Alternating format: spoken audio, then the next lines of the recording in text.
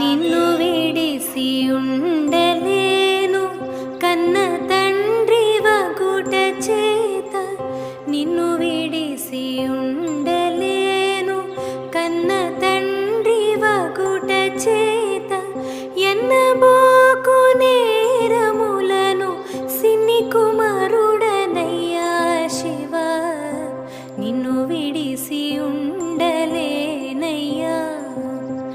కైలాసవాస, నిన్ను విడిసి ఉండలేనయ్యా.